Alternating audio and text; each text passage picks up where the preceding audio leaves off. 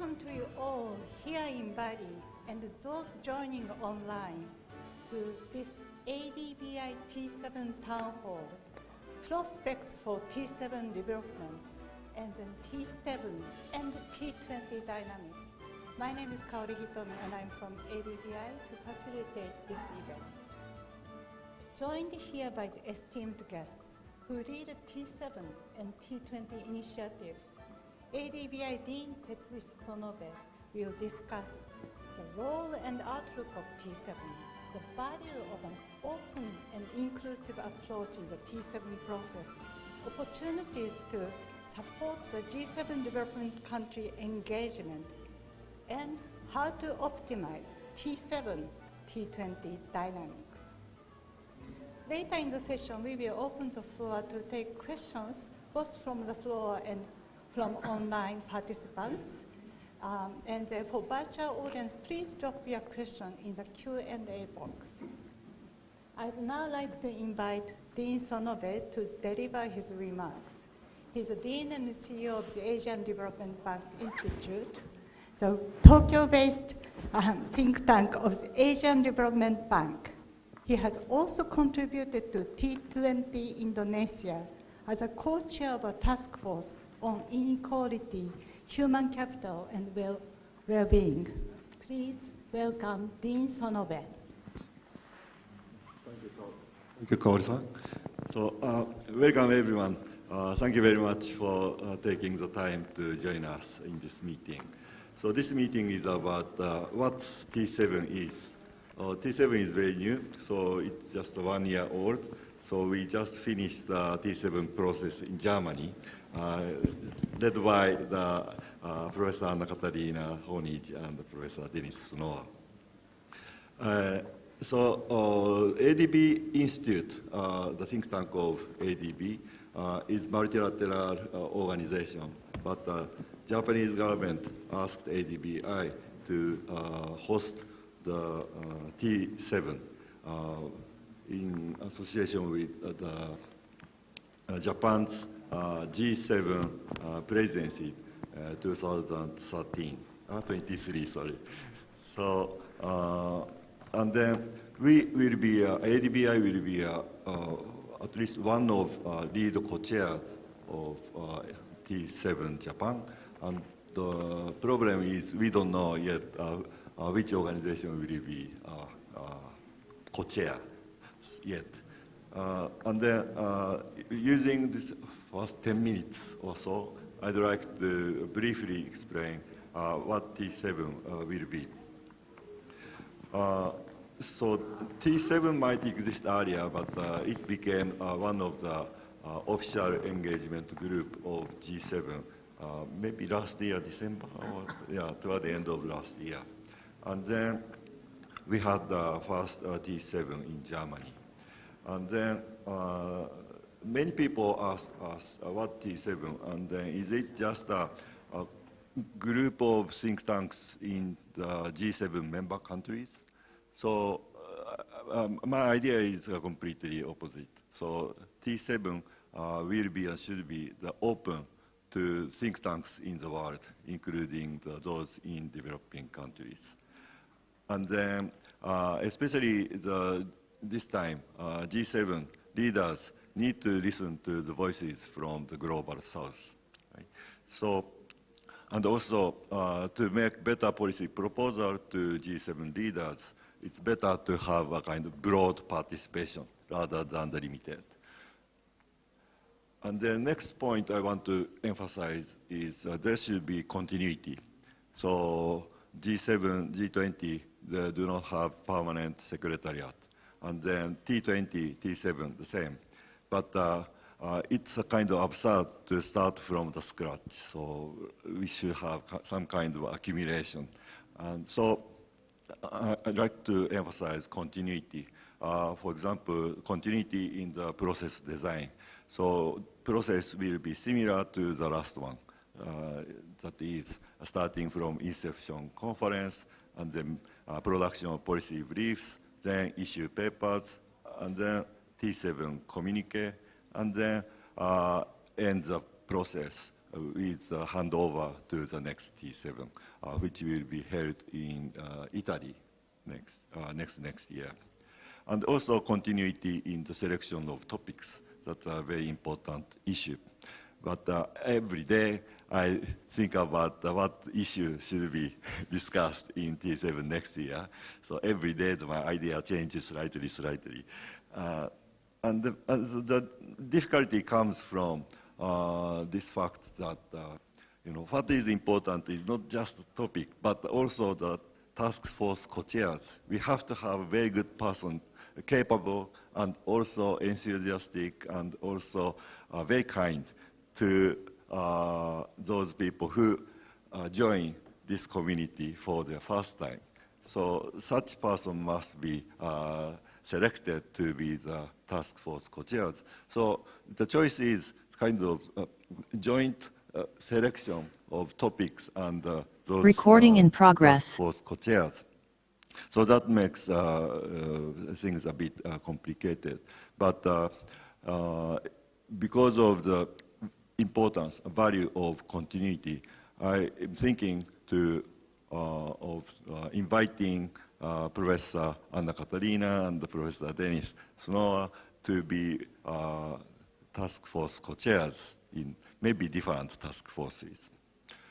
And then task force topics and the task force co-chairs will be selected, I hope, by the end of T7 handover event, which is scheduled for October 31 this year, the noontime in the European time. And then I will keep consulting with Dennis, Anna Katarina, and Professor Bang, and Liatu, and Jose, and Sachin, and then Ispi, Paolo, and Antonio, so, and the other expert of T20 community. And then I want to have this rule, so which is new. So there will be only 4 task forces, okay? And then each task force will have 3 co-chairs. And then at least one of the 3 co-chairs should be female. And then at least one of the 3 co-chairs should be from Global South. The meaning of "from" may be a bit complicated. The person originally from the Global South, but now living in the developed country, can be included and not included. I'm not sure yet, but maybe we have to include that kind of professionals. And then I hope the task force co-chairs pour considerable time and energy to the making policy briefs, but also a very powerful issue papers. So task force co-chairs will mainly focus on the, not really focus because have to handle 2 things. One is supervising the production of policy briefs, but the number is just 4, right? So for selecting the 4 issues within task force, that's a maybe big thing. But another important thing is editing and that kind of support. And then one more is very important is writing issue paper, representing the kind of opinions of the task force. Okay, and also very important thing is coordination with T20 India. Okay. So there must be very close coordination in terms of task force co-chair selection. The same person if same person becomes task force co-chair in the both T20 and the T7, the person will be too busy, and then maybe quality of the product maybe will be a little bit kind of compromise, right? So that's why the coordination is needed, and of course coordination in terms of event calendar throughout the processes will be very important. And the coordination makes sense if T7 and the T20 are both substitute and complement. If they are close substitutes, maybe we have just a redundancy, right? So that's why there must be complement, but complementarity comes in part from the difference. So eventually the question is, what's the difference between T7 and T20 if we emphasize the openness and the inclusiveness? So if the many, think tanks and researchers from Global South participate, then what's the difference between T7 and T20? And then I've been thinking about this possible difference for many, many days. And then one of the thing is that, maybe it will be good to include different opinions about the same issue within communique. So T20 has been emphasizing comprehensive coverage of important issues, global issues, and then very concrete and also doable solutions would be presented. At least from the T20 Italy, that has been emphasized. But T7 is new, so we can have different way. So my proposal is to include different opinions. Okay. If there are, so obviously different opinions, and then it's very difficult to have a consensus. Or, I think that will stimulate the discussions of the policy leaders in the G7. Okay. So our purpose is to help the G7 leaders to have better decision making, right? Informed decision making. So to be informative, we can put kind of distribution of opinions. Not continuously, very small differences, but the major differences, contrast between the different opinions should be explained concisely and easy to understand way, and then the policy leaders will not just pretend as if they understand everything, every possibility, but they really understand the different possible solutions or pathways or different way of thinking. So then that will help them have better discussions in G7. So another is why T20 has been emphasizing kind of providing doable solutions. So we have been, think tanks have been talking about those issues which we already have a relatively concrete idea about what the solution would be. And then we repeated the discussion. And then this repetition was good. We have accumulated, and then our expertise became stronger. But at the same time, we need to think about very fundamental problem which we don't really know the solution. So I hope T7 can discuss that kind of issue too. Not only those things, because if we focus on those issues, then we cannot have any concrete solutions. But we can include that kind of new problems in our agenda. And then another thing will be the T20 and the past T7 had lots of policy brief production. And then this T20 Indonesia produced 130. Okay. And then based on those policy briefs, the issue papers are produced. And based on issue papers, communique was produced. I want to add another track of policy brief production, which will be the kind of, those policy briefs will be written by the invited persons, invited writer or and also speakers. So we would like to bring the Nobel Prize winner level thinkers to T7.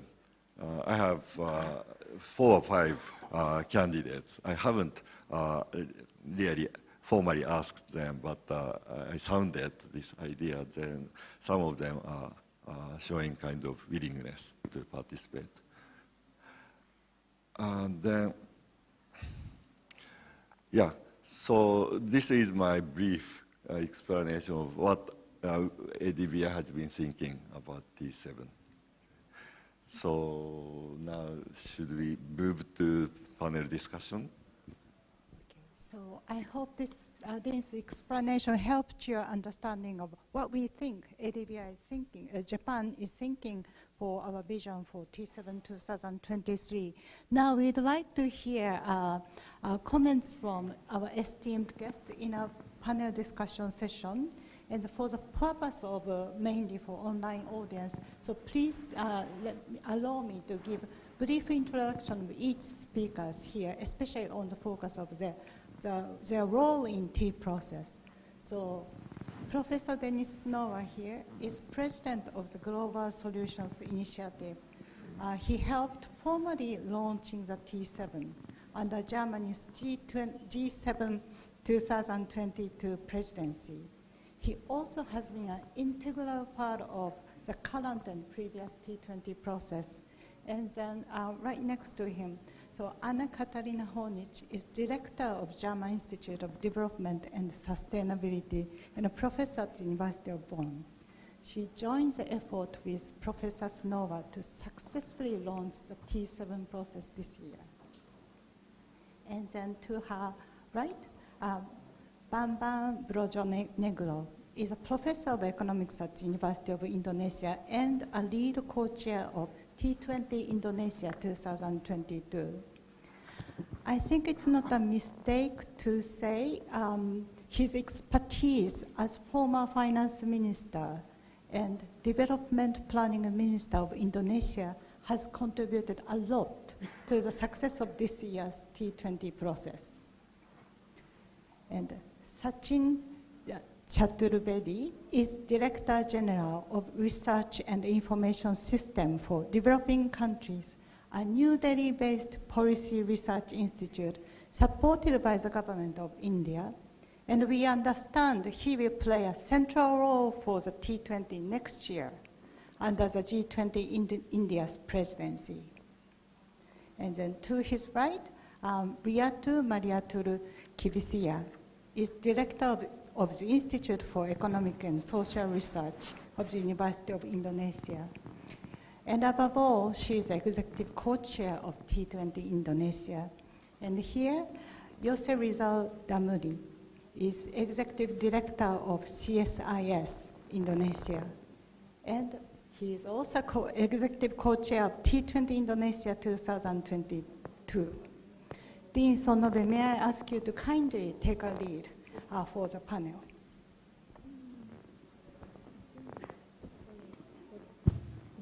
Okay, thank you, Kaori-san.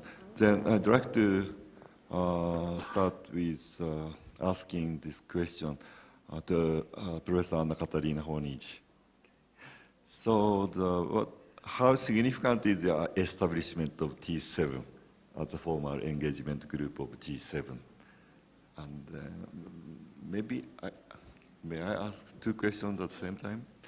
Okay, and the next question is, what's the role of think tanks in challenging this multilateral, the difficulty in multilateralism?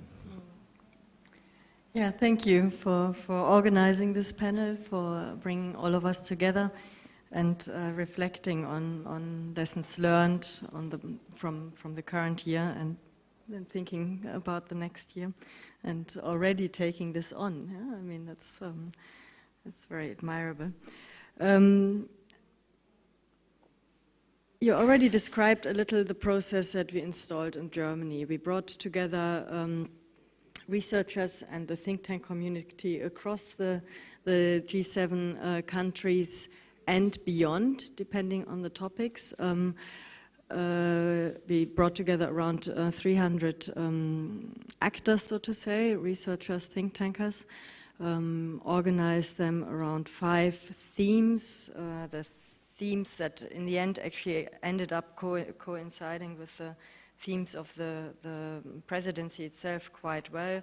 the themes were around, I mean, overall the whole agenda of the presidency was very strongly focused around questions of transformation processes towards sustainability.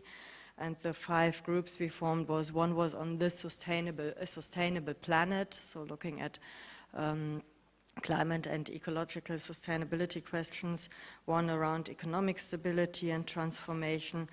Healthy lives was the 3rd one, investments in a better future, so basically thinking about recovery, financial recovery from COVID-19, and questions of stronger together, so questions of how to strengthen resilience within society, social cohesion, and investing into the system of international cooperation. We organized the process in a 3-step, so to say, approach. We organized 3 larger events, so starting with the Inception Conference, which was crucial for forming the task forces, the 5 task forces, identifying chairs, 2 chairs per task force, 1 from Germany always, and 1 from G7 country contexts. There was, I think, 1 task force, the Healthy Lives task force, that brought in an additional chair from Kenya to look at questions of vaccine inequity at that time, and continues to be, of course, relevant.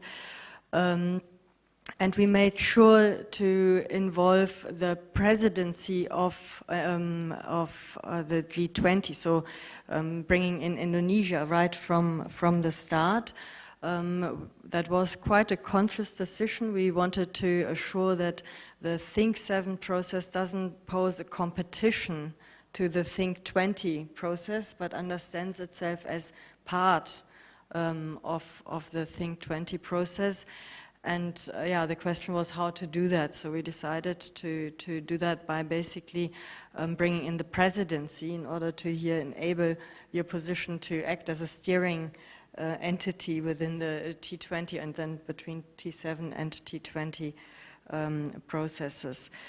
Around 70 policy briefs were written. We had the ambition to keep the numbers down, which is not easy if you at the same time have the ambition to be inclusive. Yeah? I mean, that's a difficult balance to strike, to say, well, task force chairs bring in a number of the sort of solid experts in the fields of the task force, but then link also early career researchers, for instance, that are interested in contributing to the process, that bring in new ideas together with some of the more senior colleagues in co-authoring teams. Then in each task force an issue brief was formulated, and based on the 5 issue briefs, the communique. May I say a few reflections on the process as well, lesson learned, or is that G7, G20, and so now I'd like to ask Professor Bambang about his view then about I that. come in later again. Let me Thanks. come back to you. Okay, so Professor Bambang, thank you very much for joining us. So the first question is, the relationship between G7, G20, and also T7, T20. Okay, thank you, Dean Sonobe. I believe initially, as we know, that G20 was set up to anticipate the potential financial crisis that unfortunately happens after we are practicing the so-called globalization. And certainly financial sector stability becomes the main topic of the initial G20 meeting. But then after several years, especially when we were already recovered from the 2008 global financial crisis, then the focus of G20 becomes wider and start to touch the development issues. And of course, part of development issues related to the climate change mitigation, and also currently related to the digital transformation issue, and of course, the most recent one with the pandemic. So it means that when we are talking about G7, G20 relationship, certainly the so-called development topic has to be one of the bridging topics between the two. Of course, we know that the development aspect of the G7 and G20, especially G20 members outside G7, will be, I think, significantly different. But I believe the difference is not the reason why G7 and G20 should be separated. Instead, through the think tank, I mean, both T7 and T20, we can serve as a good, I mean, a solid bridge between the G7 and G20. And especially when we are talking about the think tank, the T20, if you look at other engagement group in the G20 track, certainly think tank is maybe one of the most unique one. Why? Because we don't have special interests.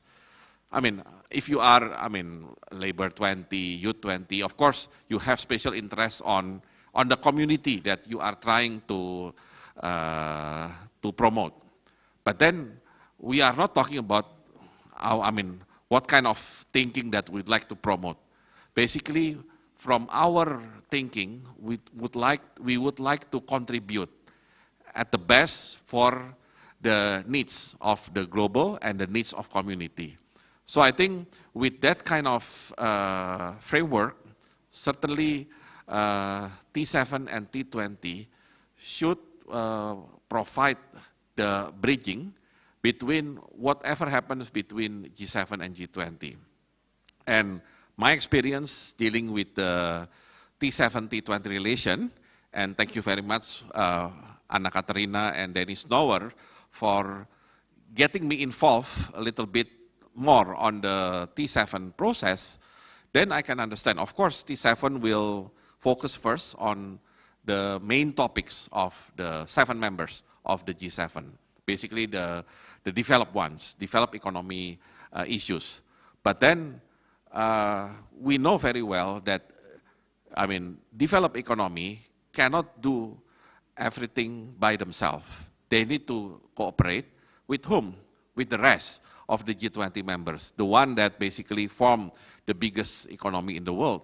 So that's why when we were involved in T7, we understood some of the issues that needs to be also transformed into the relevance of the rest of the G20 member. And at least in our current T20 Indonesia, Din Sonobe, we can, I mean, I feel very much comfortable with the T7-T20 relationship, and also we can learn a lot from what T7 has been achieving and how we should transform, I mean, ideas of Think 7 into the Think 20. Of course, we have to, you know, broaden the ideas with the needs and the relevance of the developing members of the G20. But, Professor, because you are busy, so before you leave this room, I'd like to ask. Oh, thank you very much. Okay, that's great. But is there any key issues from this T20 Indonesia that could be further deepened during the T7 Japan? Yeah, certainly, I think all members of G20 still trying to find the right path of the economic recovery. Of course, the current recovery from the pandemic, unfortunately, is totally different with our recovery attempt back in 2008 after global financial crisis. We never think that this high inflation suddenly becomes global problem instead of just, you know, local problem. So when it comes to the recovery, I believe the next T7 in Japan should still focus on how to make sure the recovery will be smooth. I mean, recovery without disruption. Because what we have now is recovery with disruption, and unfortunately disruption is quite significant, which is high inflation.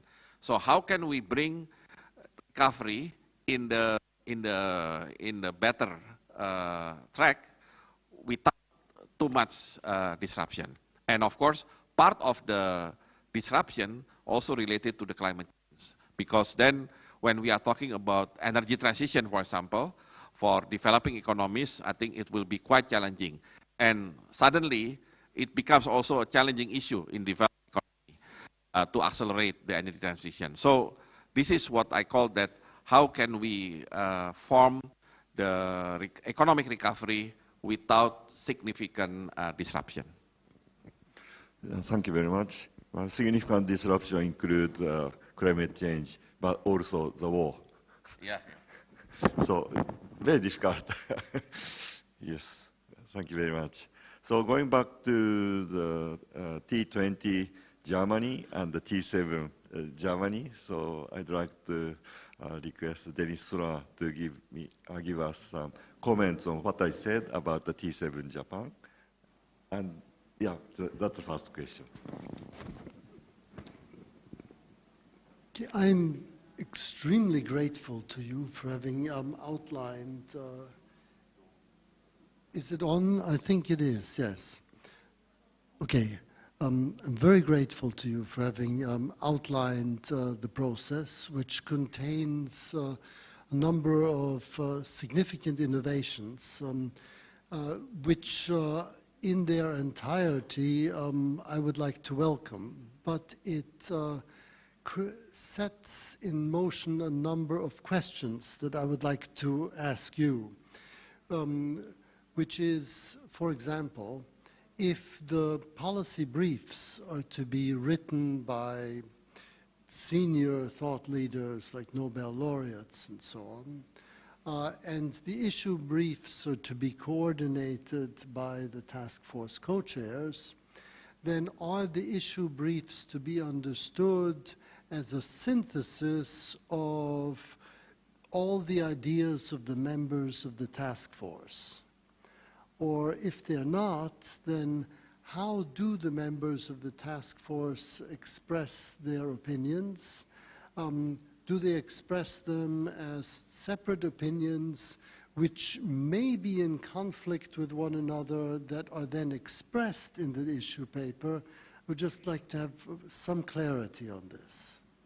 Thank you very much.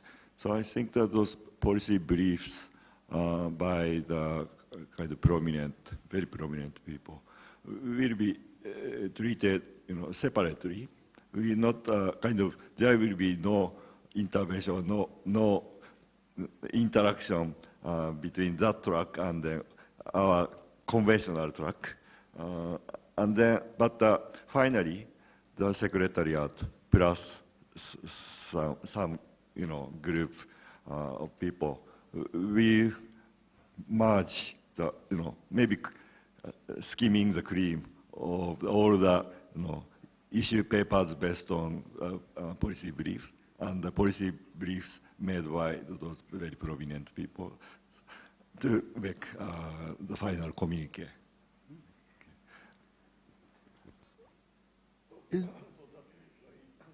There could be a case that there are kind of contradiction between this policy brief and that policy brief.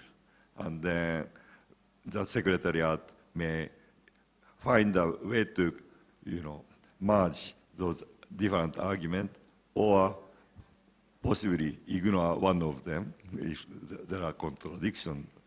So we will not know until that stage. But those contributions all treated as products of this T7 process.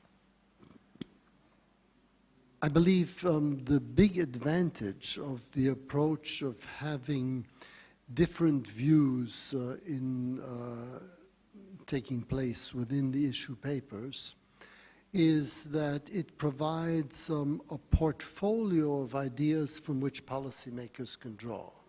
And I remember in my contribution to the T20 process under Germany's G20 presidency that whenever we went down this path, which we did not do as consciously as you did, but whenever we did it, it turned out to be useful. And one of the things that we did in that spirit was include some ideas on policy proposals on a topic that did not fit into our general proposals in any shape or form, and that topic was called pandemic preparedness, which in 2017 was just not an issue that was in the forefront. But because it was in the portfolio, it could be drawn on, and was in fact drawn on by the German government, and provided a foundation for what happened later on. And so I would, commend you very much on this portfolio approach. That's a great experience, great achievement. Okay, thank you very much.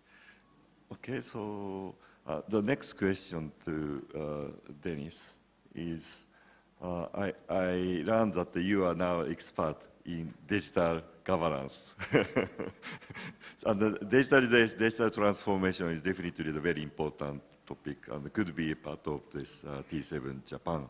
So could you a little bit elaborate your idea about that? Okay, the underlying idea is very simple, which is that everyone, at least that I have talked to, is agreed that the current digital governance regime does not operate in the public interest. There is too much manipulation of activity, there's economic manipulation, there's political manipulation. The current system undermines the market economy because you get digital services like apps for free, and you give up information about yourself for free, often without informed consent. It creates lots of health problems for young people, anxiety, depression, and so on. It is associated with large inequities.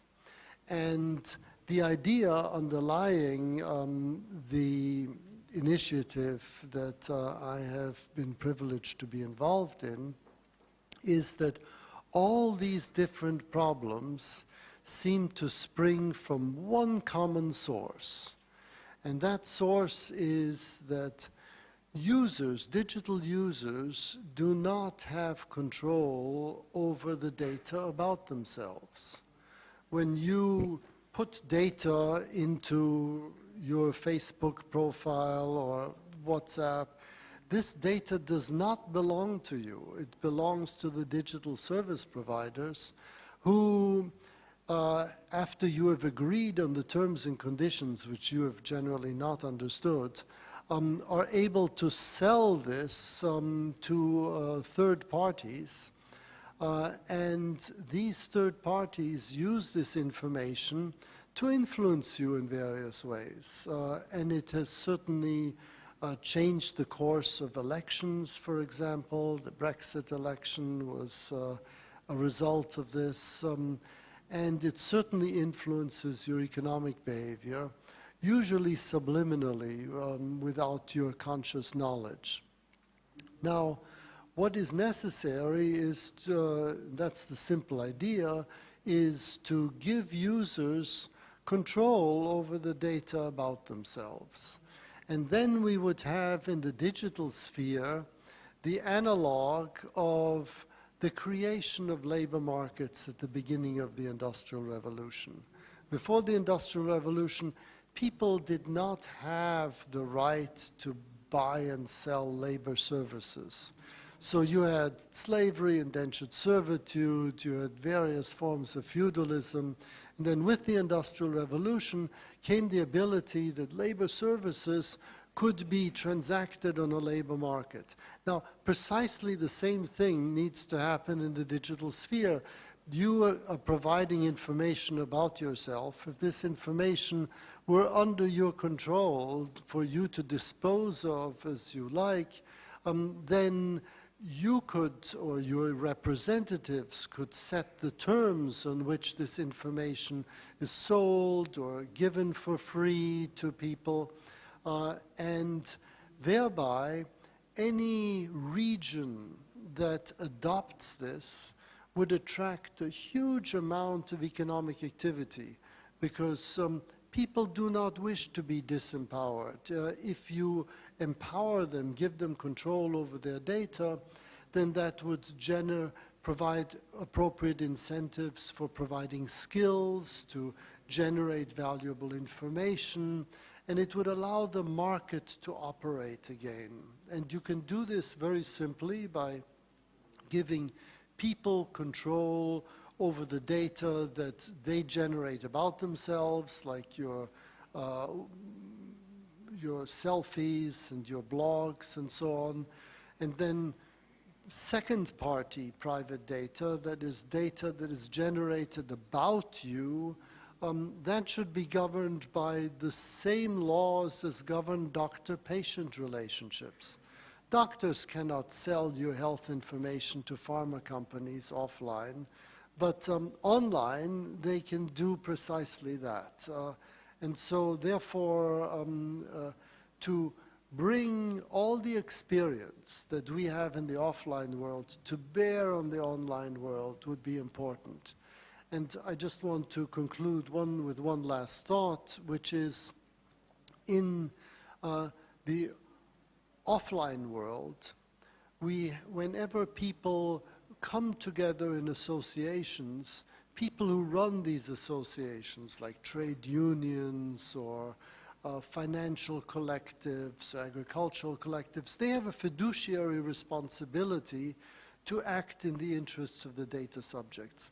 Well, here in the digital world, you should have data commons, and the people who run the data commons should have a fiduciary responsibility to act in the interests of the members of the commons, and thereby giving people control over data about themselves seems to be a useful way of moving towards the concept that was introduced under the Japanese presidency of free flow of data, and give that real traction.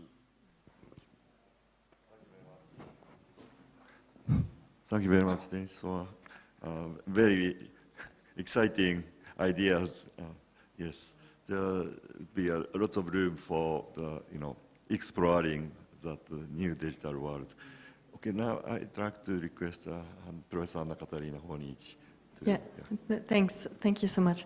I just want to sort of build the bridge to your inputs as well. I think it's very important to reflect on what's the mandate of these think processes. And I mean, of course, it's partly, or to a large degree, to give science-based, empirically based, theory-led policy advice.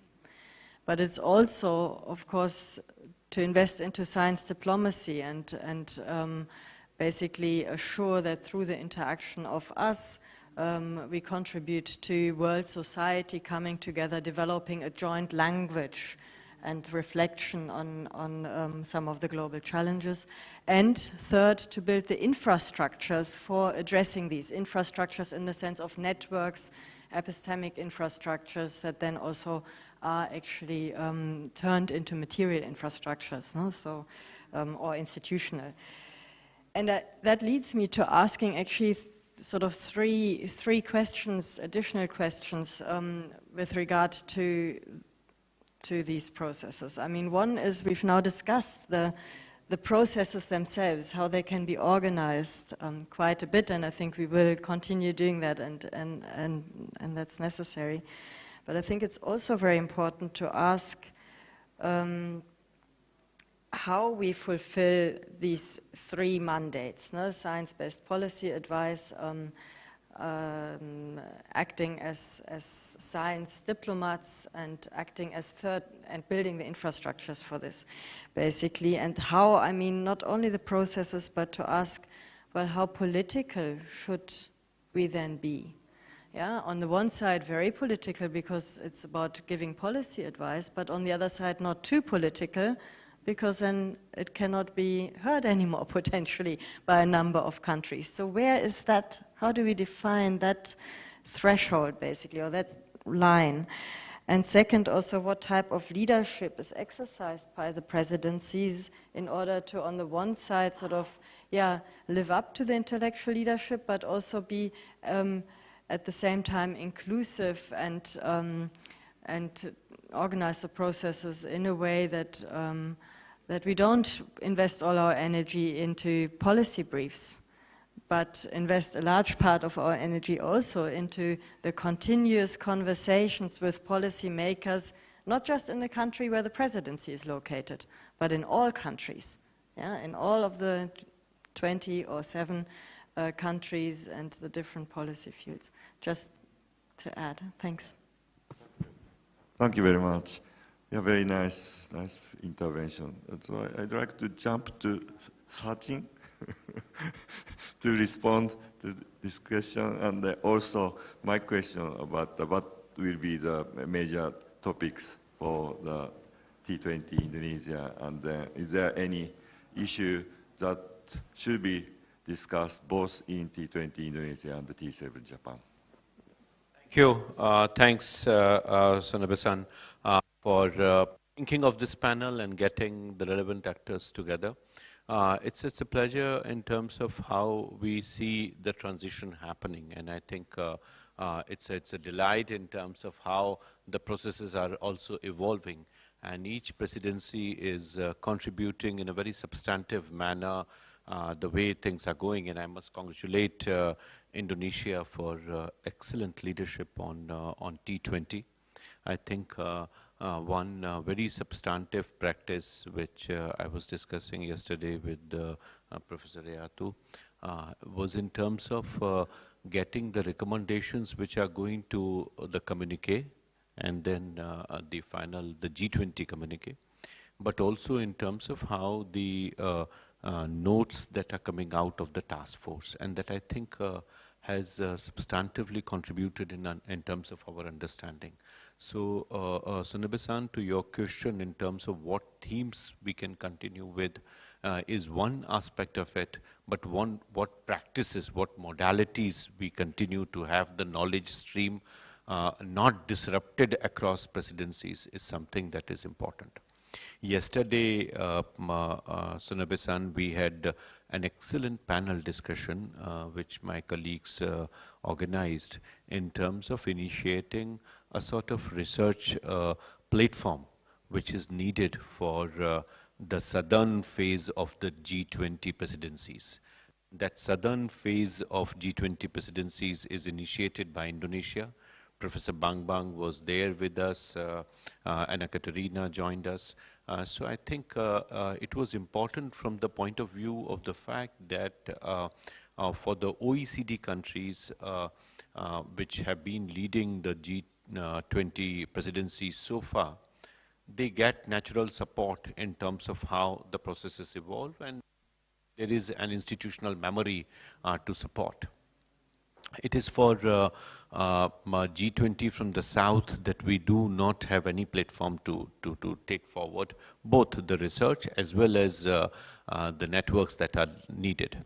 It is also important for us to realize that the number of think tanks, the research institutions in the South, they are also very few. With my research colleagues at RIS, we did a study on number of policy briefs from the South in the G20 process so far. It was shocking for us. The marginal participation of the southern think tanks and research institutions in contributing to policy briefs is very marginal.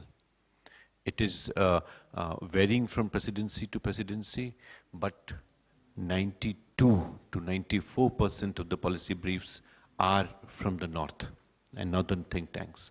So it is important for us to bring in the remaining 8% or 6% voice when they are going to lead the presidency. And that requires efforts, and Indonesia has done that in terms of bringing in many universities beyond Jakarta. They have gone beyond Jakarta to bring universities. So it is very politics. It is very much bringing in new actors and also trying to bring in greater awareness about the relevance of the process of G20. So when we are moving from Indonesia to India or India to further up, I think would be important for the possibility and the microphone is not working very well. it's working or not working?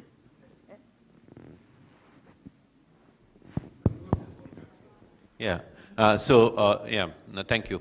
So I think when we are moving from presidency to presidency, we require the effort that needed, both in terms of building the research network, trying to have some different approach in the way T20 is organized. And this is something that we are considering in India. I fully agree, Sanabe-san, with your idea of reducing the number of task forces, how we can consolidate our understanding, how we can reduce the number from 10 or 11 to lesser number, maybe 4, 5, 6, 7, something like that, so that we do not miss out on the key government priorities, the policy makers' priorities, but also at the same time create avenues for consolidated understanding. The number of policy briefs, the processes, and I would be very open to have partnership with T7 in terms of connecting and also in terms of identifying the process. But our idea is that somewhere we need to see how best we bring the process upfront. So there is a huge emphasis on the T20 summit as it comes and goes. So how the T20 summit, which is laying more emphasis on the closing, we can bring that up. And I think there again, Sanabe-san, the issues are important, what themes we coordinate on, particularly in terms of prioritizing the global challenges. And as we know, the G7 and G20 have also tried to see greater reach out at least to few more members of the G20 community. And G20 is also trying to have many more co-opted members of the remaining community. So within Africa, going beyond South Africa and bring in other members. And that is approach which is also trying to bring in the SITs into the process. So when we are trying to reach out through G20, we are also trying to reach out within G7. So G7 is also making an effort to co-opt other members on the table. And that, I think, is going to be the way forward. How academics do that, Professor, I think Anna Katerina rightly mentioned, we would have to evolve lexicon that is giving us the same meaning. Lexicon that is understood in the same way as we look at. How do we create that? How do we bring that in? And that requires probably greater communication among the academics. Thank you very much, Sajin. Great comments. And then, Professor Riatu, so I'd like to learn from you the lessons. So you have some lessons to provide, share the lessons you learned from the T20 Indonesia. So exchanges with the government, ministerial working groups, and the other engagement groups. So could you share that kind of experience? Thank you, Dean Sonobe. Actually, the context of the phase of stages in the T20 Indonesia preparation, in the initial phase, we are discussing with the CSIS again, as mentioned by Sachin, it is correct, especially for the case of Indonesia, it's only like two research centers, like CSIS and LPM, that are have before involved in the T20. And we also like contributing to policy brief, maybe only one or two, and it's not every year also, so it's not quite extensive. So it is quite a challenge to actually starting the process of this organizing of T20. But again, in terms of Indonesia, we need to also see the ecosystem of the think tanks itself. It's not, our think tanks is it's not like the broad-based think tanks. We consisted of the universities other than independent think tanks, and the independent think tanks usually also have specific areas on that. So we combining the two with CSIS. We have long discussion actually before actually setting the priorities, and also setting with Professor Bambang and Prof. Jisman, setting on the domestic think tanks and university that are we are engaging with them to actually joining the T20 Indonesia process. So I think the context is G20 Indonesia presidency, and I think previously also like that, and the engagement group also in the same time. So when we are needed to actually collaborate with the government, that's actually for ensuring also that our communique and our inputs and collaboration with the working group also takes place. And the process itself, the timing and the stages is different across engagement group, across working group, between the finance and Sarpat's track. So we cannot actually, how is the ideal framework? No, at the time we adapt for that. So in the context of T20 Indonesia, other than T20 communique, we are actually decentralized to the task force on the task force notes that we can contribute and collaborate with the working group in a more technical inputs on that. So I think the interesting one is also on the policy briefs, on the abstract that are submitted. Sachin mentioned that very small participation from developing countries, but in the case of Indonesia, it's like majority from developing countries in terms of the abstract at this year. And we are capping, we are exciting because that's also signal, even in the even when we are limiting in the context of the policy areas, they are more focusing more on domestic policy, but it is also an interesting input given that even discussion in the domestic policy is very limited. So I think at the time LPM, CSIS, and other host organizer, we are also exciting. This is also the first collaboration among think tank and the university, and also we are assisted as well in the first round. I think thanks to T20 Italy, the T20 process is not quite a black box, given that T20 Italy, I think they are issuing T20 reform, and continuity in terms of the process also happens. ISPI reach out also to CSIS and LPM how to prepare the T20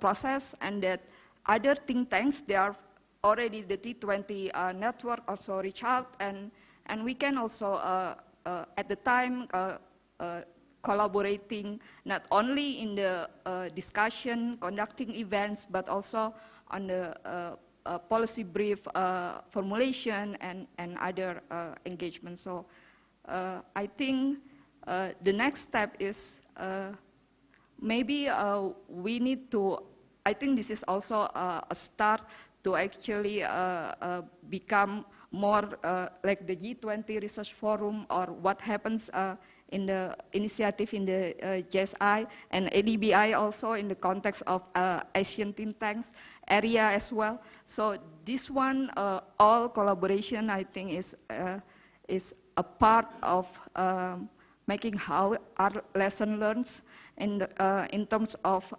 priorities in this area other than the global cooperation. It needs also to coherence with align also when we like to see also the impact to the society. So that's why in terms of the ownership, it is important to also include quite many, even domestic national think tanks, because for the case of Indonesia, actually, given the current context of crisis, G20 needs to be not too elitist. So that's the case for what we learned from the T20 process in Indonesia. Thank you very much, Professor Riatu. Yeah, so before joining ADB, I taught at the university for many years, and I felt that all students from the postgraduate students from Indonesia, the level is going up, and then the country is really emerging. So Indonesia has been emerging economically and also in international politics. And then this G20 came to the kind of right time to Indonesia. And then next year, Indonesia will be the chair of ASEAN and ASEAN +3. So is there any area of cooperation between ASEAN and G7, G20 or T7, T20? Thank you very much for your questions, Nobe-san. But please allow me a little bit also to say my appreciations for this initiative and also to allow more engagements with the think tanks in other outside G7 countries in the T7 process next year. I think it's really timely to have a more southern voice to be heard among G7 members and also, of course, outside of that group. Go back to your questions about the ASEAN chairmanships. You are correct. We are having a series of important events. Actually, ASEAN always have been a core policy of Indonesia, foreign policy of Indonesia, and also I think Indonesia has served the roles of very critical roles in the developments of ASEAN and also Southeast Asia, as well as the East Asia in general, East Asia and Pacific. Well, the thing is, ASEAN and East Asia and Pacific perhaps a little bit, geographically speaking, is a smaller than a G20. However, under ASEAN's, we also talk about various issues outside economy. That includes political and security, as well as socio-cultural. There are three pillars of ASEAN. So Indonesia, I think the government of Indonesia is currently still preparing for an agenda of those three pillars. And one of the features for the Indonesia chairmanship normally, that Indonesia always provides some kind of breakthrough in these regions. In 2003, for example, during Indonesia's chairmanship, we initiate the ASEAN community. That was a really big breakthrough. In 2011, Indonesia also initiated the RCEP, the Regional Comprehensive Economic Partnership, the biggest one of the biggest trade agreement, where some of developed countries in the regions also take active part. So I think the collaborations between ASEANs with other groupings, regional groupings such as G20 and G7 would become very critical next year, since Indonesia would also try to revitalize the situations or the collaborations with other countries in the regions, especially. You mentioned about ASEAN +3. Many of ASEAN economic program, economic agenda cannot really effectively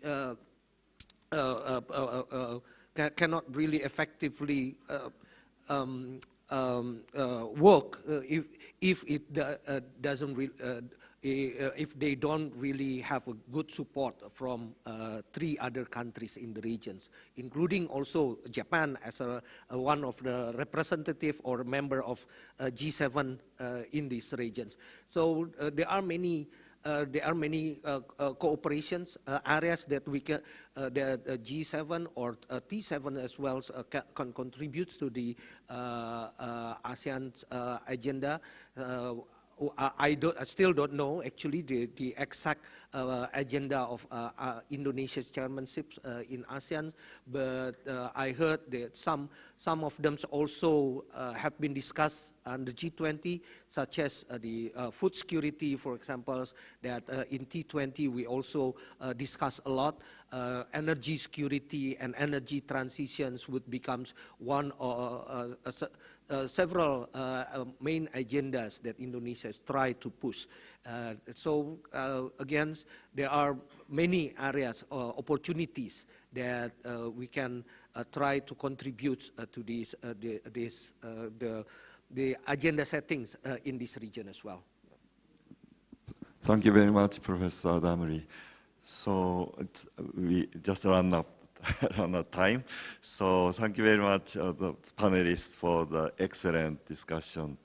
And then there will be a Q&A. Thank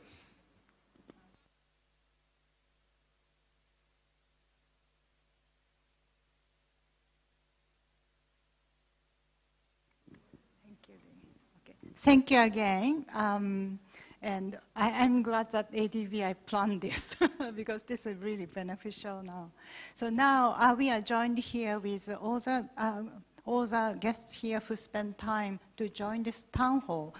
As a purpose of this town hall, we would like to invite some of you from the floor to pose questions.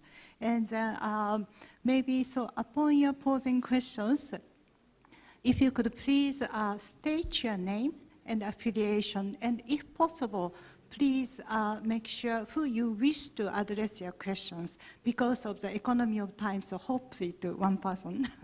Thank you. Maybe gentleman over there. Yeah. Sorry. Thank you, and I'd just like to thank Professor Banbang and the team for an absolutely excellent T20. My name's Alan Donnelly. I chair the G20 Health and Development Partnership.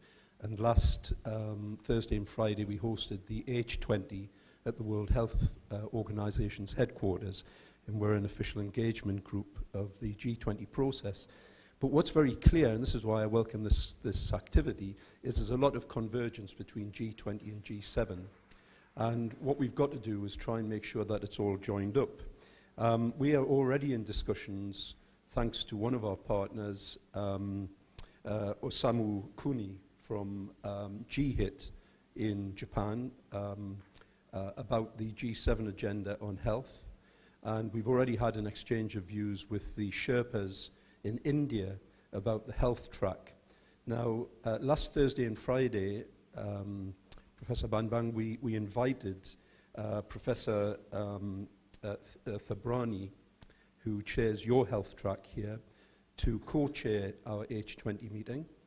And next year, talking to Sam Cooney and also to the Indian Sherpas, we will invite representatives from Japan and India to co-chair our H20 meetings, because we need to get convergence.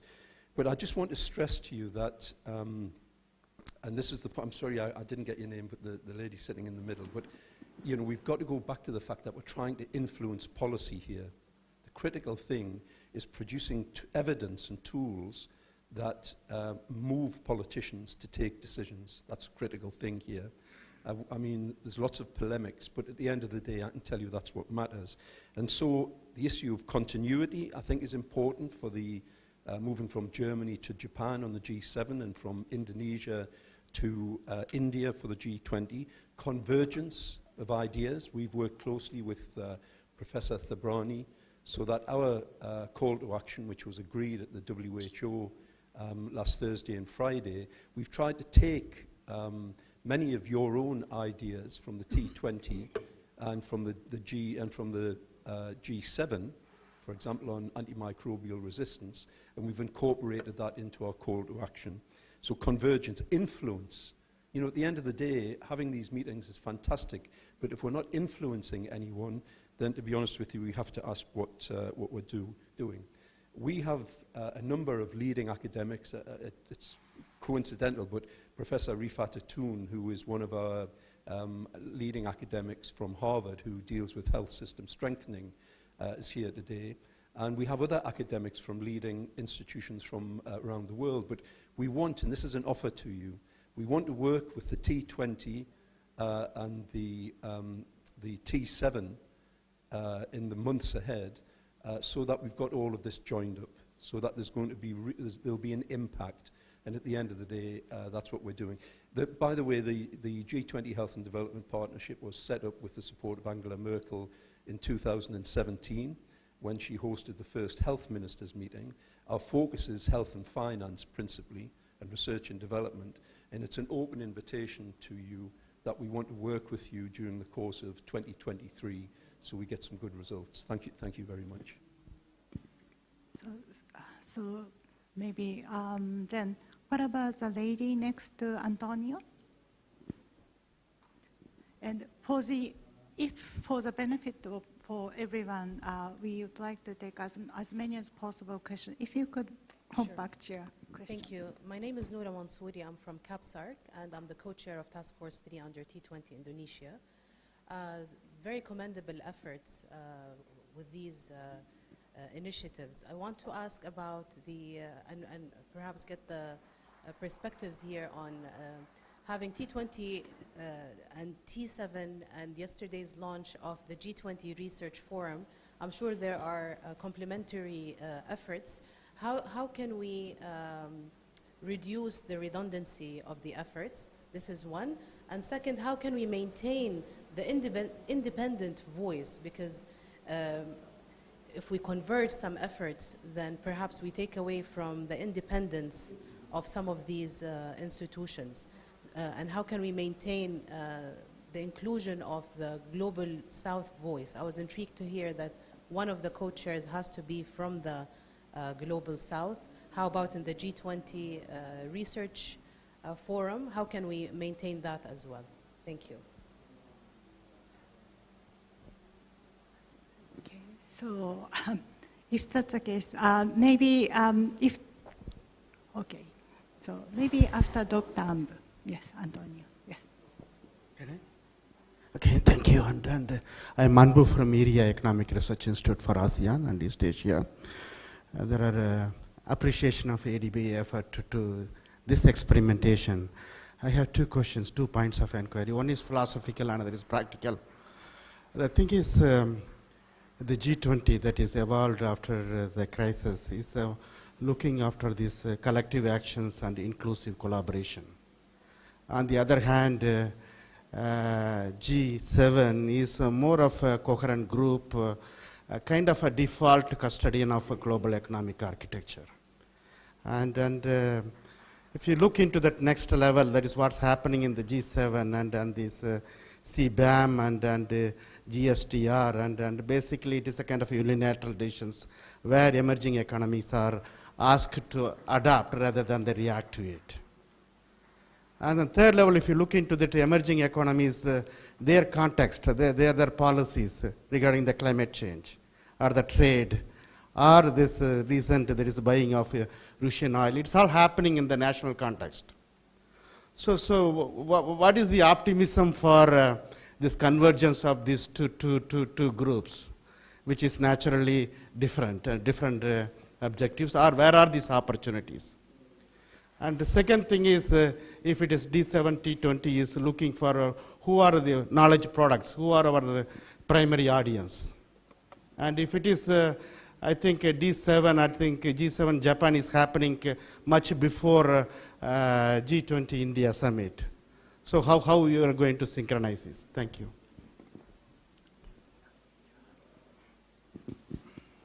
Yeah, thank you very much, Amb. Yeah, G7, G20, I think the G7 really want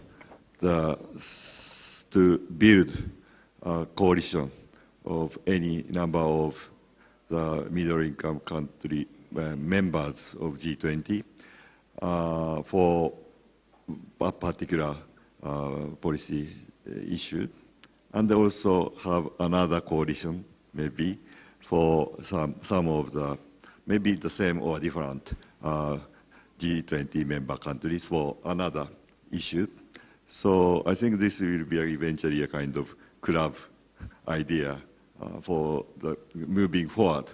Otherwise, it's very difficult. But anyway, not a consensus is not, consensus is now very, very difficult to have. But more collaboration or cooperation and the interaction will be seen in the next few years at least. And then T7, so yeah, I'm talking with the Japanese ministry, especially the Ministry of Finance, and then Vice Minister said they are really listening they're happy to listen to the, this kind of discussion and comments and or proposals out of the T7 community, T20 community. So another important player in the Japanese government will be, of course, the Ministry of Foreign Affairs. I haven't had good communication with them yet, so I want to establish a much better relationship with them to have a real impact of those results from T7, the real policy making and the G7 policies. And then, Denis or Anna Katarina, do you have anything to add? Yeah, I just want to add three aspects that are important to me. One, I am also quite worried, or I'm convinced that we need to find ways that the T process must not contribute to the divides that we see on the G level. Yeah, but how do we do that? By how do we assure that? And I see that risk, and I think. This is one thing. The other aspect, of course, is the think process is only a legitimate process and only unfolds its potentials if it's about substance. Yeah, what you said. It's about bringing in empirically based theory-led substance and informing policy making. Now, we've heard that I think you said. Oh no, I'm sorry, Sachin, I think you said that you're planning to say one of the co-chairs always has to be from the Global South. Oh, sorry, no, you said, of course. I think one should also turn it around and say within the T20 process, it would make sense to say one of the co-chairs has to be from the G7 context.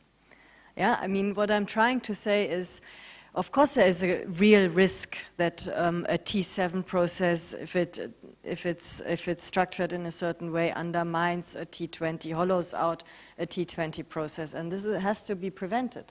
And we have to create these elements that assure that within the T20 process, where it's clear that's where the music of the future is playing,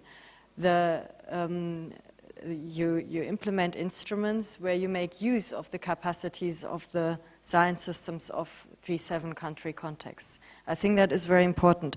And just small additional point, when we think about the ministries to address, one lesson learned for me from the G7, T7 process was I would pay a lot more focused attention to also consciously seek the interaction with the Ministry of Education and Research. We did this, but we paid more attention, I would say, at least from IDOS, for a number of other ministries.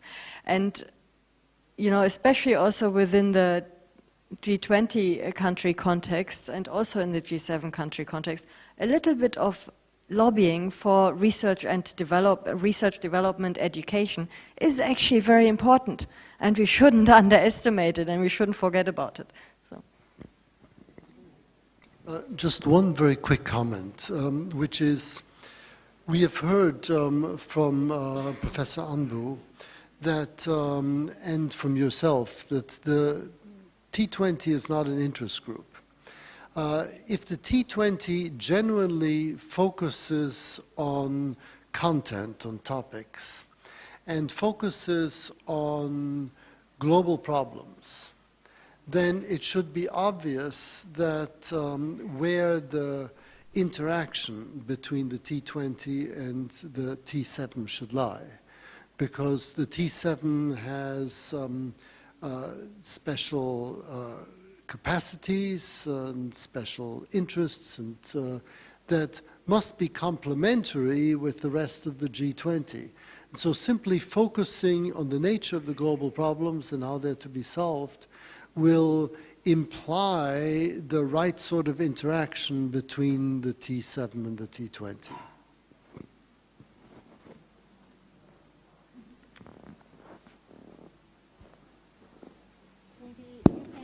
Yeah, thank you. I think just Nara, to your question in terms of whether to have, and as Anna Katrina said, if G7 is inviting G20 members, G20 should also invite G7 members. I think it's not quid pro quo. Probably it would depend on, and I think you also did not mean that. So it's not an issue of whether to have somebody or not. The question is that how do we collectively solve the global challenges that we are facing? And their respective experiences are going to matter. And when I was saying we are entering in a phase where southern presidencies are coming for G20, that is important because our development challenges are similar.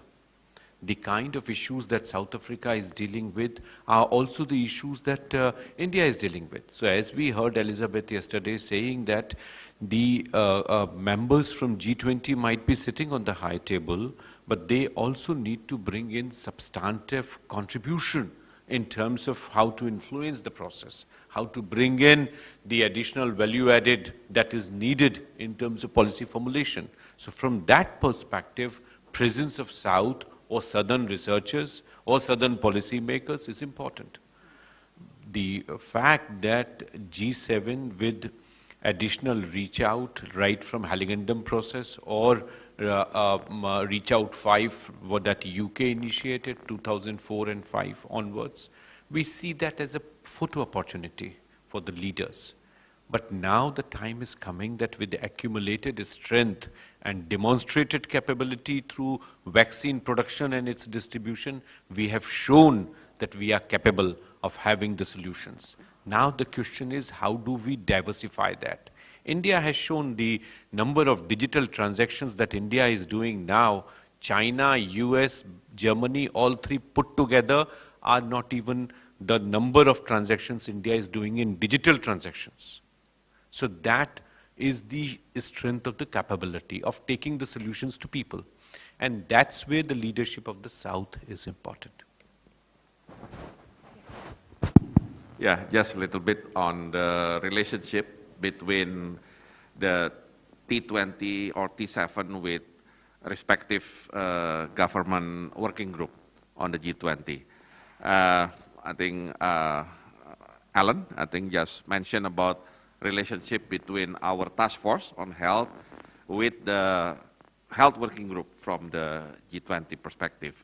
So my humble suggestion, especially for T7 Japan and T20 India, whenever you have the task forces and you have the chair of task forces or the co-chairs, I think it's good if you have the chair of task forces who will be relatively active in both respective working group. For example, our task force in health-related issues is very much active with the health working group. And also, for example, the chair of the environmental task force is very active with the energy transition working group. So I think that will be very helpful when we are trying to bring our message from the T20 or T7 to the G1, G7 or G20. And then also, I think it's better for Dr. Sonobe and Dr. Sachin to, encourage their task forces to be also involved with other engagement group. Sometimes some engagement group could give, I think, a good perspective when we are trying to come up with the solid communique. Thank you. I'm very, very sorry, but because of the time, I apologize profusely for the time. And are you okay? Are you okay? Room-wise? Yes, okay. I was given go-ahead. So maybe the lady over there, right next to him. And if you could please be a little bit time sensitive about the time. Thank you. I just want to give some feedback or humble input, no questions. But first of all, I'm Gracia Paramita, the co-chair of T20 Indonesia, and this is a humble suggestion to T20 India for next year and also the T7 Japan. Just to echo what Prof. Bambang has said, that the relationship among engagement groups and also working groups are very important. A little bit sharing about what we've done in Indonesia. We already started early communication and FGDs, series of FGDs among engagement groups, as we've got 10 engagement groups, including the new one, Site 20 Supreme Auditing Institutions, and also work closely, coordinate with the Sherpa. Number two, the G20 Sherpa Indonesia also launched the G20 Research Center this year with University of Indonesia and Pelita Harapan University. Maybe this can be also another alternative sources to develop the G20 Research Forum or even the G20 Research Group. And for the T7 Japan, perhaps there should be like a common topics that can connect the general public globally. For example, like SDGs, of course, it's very relevant for the 2030. But what I've seen between T7 and T20 can be very closely hand in hand, including Women 7, Women 20, Youth 7, Youth 20, and other engagement groups, including the government leaders, because we've got chairmanship for Global Crisis Responsive Group from the United Nations. So perhaps that can be sort of inspiration to continue further how we can implement that with non-members of T7 and T20, and also how to make more impacts to the society, to the communities. Because at the end, we need to make this G20, G7 non-elitist. There's so many critics on that, and I think with the main highlight of Professor Bambang that T20 has no interest to any specific people, that's very strong statement that, well, then we can make something, something concrete to engage and to work closely with the people. We, let's say by having a project-based outcome through the research papers or policy brief and recommendation. Thank you. Thank you very much for your comment. And then I'd like to close the Q&A session with from Dennis, from APEC.